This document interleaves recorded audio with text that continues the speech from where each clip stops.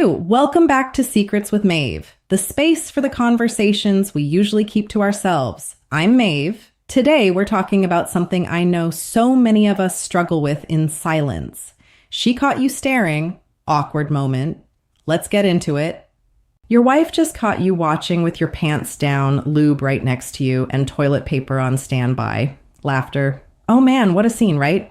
And now you're kind of staring at her like a deer in headlights. I know, embarrassing a little bit, right? But you know what? This is actually a good sign because it is about time that you find out what kind of man you are. Don't lie. Don't panic. Don't you crack some weird jokes. Don't you blame it on the algorithm, or do you handle it like a professional? Let's talk about this for a second. If you handle this wrong, you didn't just get caught. You destroy trust, you create disgust, and you make her feel replaced, and you turn your home into a courtroom. It's no fun for either of you. Here's what you do instead. Just trust me on this, please. Okay? Just hear me out. Step 1, shut your mouth, breathe, cover yourself, stand up, and just get your head straight for a second. This is what to not say. It's not what it looks like. It just popped up. It's research. Oh, it's normal. Those are all things that you, sighs, do not want to say. Okay, that is coward talk. You say something like this. First, own it. Yeah, you caught me. Or, you know what? I'm not going to lie to you. Or the best one and the one I'm going to tell you about, let's talk about it. Then you stop. Let her react. Don't interrupt, don't defend, and don't argue. Step 2, you validate her without begging for anything or over-explaining yourself. Because for you, it's a video. For her, it is, oh my gosh, like way bigger than that. It can feel like comparison, humiliation, rejection, and the biggest one of all, betrayal. So instead, you say, I get why that hurts. I totally get why that feels disrespectful. You're not emotional about this. You're not dramatic. You're just taking ownership and allowing her to kind of relax and calm down a little bit. A little bit. Step 3, you don't defend. You defend the marriage. You say things like this. I'm not doing secrets. I am not living a double life. If we're going to have a sex life, it's going to be real with you, nobody else. That is your leadership. Now listen. A lot of men can ruin this moment because they try to win the argument because you get defensive and you're embarrassed. I get it. You'll say things like, you're overreacting, honey. Oh, all guys do it. Oh, it's not cheating. Give me a break. You could all probably relate to these things, but congrats. Now she thinks that you are weak and dishonest because the real issue, let's be real, it's not the screen. It's the secrecy. It's the betrayal energy that is the real issue. Here's the truth. This is not a conversation. This is a trust conversation and a little bit of vulnerability as well. Trust has one requirement, the truth. So say things like this. Do you want to talk right now about it, or do you need a few minutes? Give her the option. That one sentence does 2 things. It gives her the control, and it shows that you're not scared of the conversation. And here are the 3 men you can choose to become in this entire situation. The first one, the clown. The clown gets caught, and he laughs. He acts cute. He turns it into a joke, starts minimizing it, and then he tries to flirt his way out of it. Laughter. Then he says, relax. It's not that big of a deal. You're being dramatic. And guess what? She doesn't feel any better. She feels disgusted and annoyed because you just told her that her pain is entertainment. That is not confidence. That is avoidance. Learn the difference. The second type of man you can become is the liar. We all know him, right? The liar gets caught and he denies it. He minimizes it. Again, says something like, you're being dramatic, or that's not that big of a deal. And he gets angry because he's embarrassed. And then he says something like this, it's not what you think. It just popped up. I don't even do this. It just popped up. It was just my algorithm. I just had to see it. You know what? You know what I'm talking about. Now she's just not mad about. Now she's questioning your entire character. Because if you'll lie to her face about this, what else are you lying about? Now she's watching you, she's checking on you, she doubts you, and guess what? You created that, not her. The third type of man that you can become, the man who leads. The man who leads gets caught, but he owns it. There's no excuses tied behind it, no need to perform an act, and there's no need for manipulation. He just takes the ego hit. He doesn't try to charm his way out, he doesn't flip it on her, and he doesn't turn it into some joke, because it's not some joke. Just be honest. You got caught and now you're embarrassed. But how you decide to do with that information is totally up to you. He stays calm, he stays solid, and he tells the damn truth. Yeah, you caught me. I'm not gonna lie. I mean, it's right here. Proof is in the pudding, right? Or I totally understand why this is hurting you. But then you take the lead. Say things like, we're going to talk about this, or we're talking about our fantasies and I'm rebuilding my trust with you with my actions. That man doesn't need to argue. His integrity does the talking. So pick your character. It's one of the three. The moment you get caught, your wife doesn't just see what you were watching. She sees who you are under pressure. Now, after you say those lines, here's what comes next. Pay attention, because this is where most men still mess it up or miss the mark. They think that the own it is part of the whole solution, but it's not. There's more that comes after that. Owning it is the first step. Now, it's your job to rebuild the trust, and that is your mission. And trust me, you're going to have to work damn hard. So here's the next move. Do not push for forgiveness. You just can't. You can't demand that she comes down, because she won't, and that'll make it worse. And you do not disappear into shame and act weird for 3 days. You don't do that. You handle it in the moment. You lead like a man. You say, tonight is not about arguing. Tonight is about clarity. We're going to talk about what's allowed in this marriage, and we're going to talk about what we both want sexually. The fantasies, right? Your guy's kinks. Because the truth is, most people have never had that conversation. They just assumed. And assumptions are how marriages get wrecked. Now, we're going to go a little deeper. Buckle up, okay? Hear me out. If you've made it this far, thank you. Why do men watch in a relationship? That's the big question, right? It's usually one of these three things: stress relief, habit, boredom, maybe some anxiety, some escape, feeling rejected, feeling disconnected, or avoiding a hard conversation. Maybe it's all of those things, but maybe it's just a couple. So you ask yourself, what was I trying to get right now? Or what was I trying to avoid right now? You have to go deep within yourself, because if you can't answer that, you're not in control, buddy. You're coping. So now let's talk about the stressed man. Maybe that's you. Work is hard, life is heavy, and you feel that pressure. So becomes a quick shut-off switch. I understand it.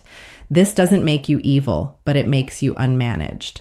So the fix isn't promise anything harder to her. The fix is train, go to the gym, get into boxing or MMA. Make use of that testosterone running through your body and that stress relief. Go move, sleep, fix your nervous system. Stop using your sex drive as an escape hatch. That's the easy way out.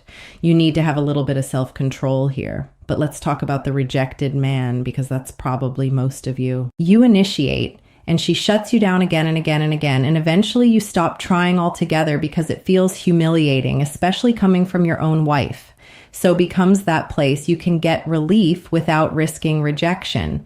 And I totally get you. If that's you, don't attack her. Tell the truth. Say to her, I've been feeling rejected. I miss being wanted and desired. I miss us. I miss loving you, and I handled it wrong.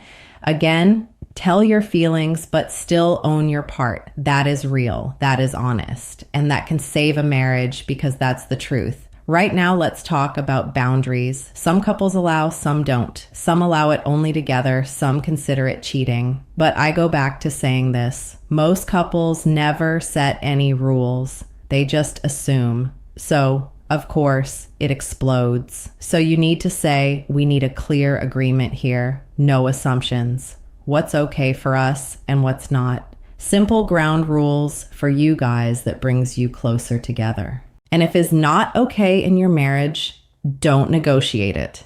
Own it and tell her she needs to be your source of all your pleasure, and you'll come to her and only her for that. Then you can say, I broke the agreement. I understand that damages trust, and I'm willing to stop, and I will prove it to you. Prove it not with speeches, but with behavior. Actions speak louder than words. We all know that. But this is what destroys the marriage. Half-truths. You admit one piece, then she finds another, then another, and now you look like a liar who only tells the truth when it's cornered by you. You admit one piece, then she finds another and another and another, and now you look like a liar who only tells the truth when it's convenient for you or when you're cornered. So if you're going to be honest, be clean. Not graphic, but complete. Just be honest, get vulnerable, and talk to your damn wife. Now, you have to address what she's thinking. Because we all know women like to play movies in our heads, right? A lot of women instantly go to, am I not enough? Am I not attractive? Is he comparing me? Is he bored of me? This is what's going on in her brain. So don't dismiss her. You say, I understand why you would feel that. That's not what I want for you. That was not my intentions. I want you and I want our sex life to be strong enough that this isn't even a thing. And make her understand your sexual needs. As your wife, that is her job. Now, let's flip it. Because if you want to be a pro at this, you don't just confess, you upgrade the marriage. Say the following: I want to be transparent about what turns me on, and I want to know what turns you on. No judgment, no shame, no games, just pure pleasure and being open about it with your partner. But you have to do it the right way. You don't dump your entire brain onto her while she's still hurting and processing this. You have to do this strategically and with control. You say to her, are you open to talking about our desires? If not, we'll pick a time, but we're discussing this. And then she speaks. Don't flinch, don't laugh, and do not shame her. Let her speak, and you just sit there and listen. The fastest way to kill a woman's openness is to punish her honesty or talk over her or over-explain yourself. Now, here's the uncomfortable truth. A lot of couples have weak sexual ecosystem. No flirtation, no tension, no buildup, no foreplay, nothing. The same routine like clockwork, same timing in the same initiation process. She's getting bored. Then you wonder why the desire dies in the first place.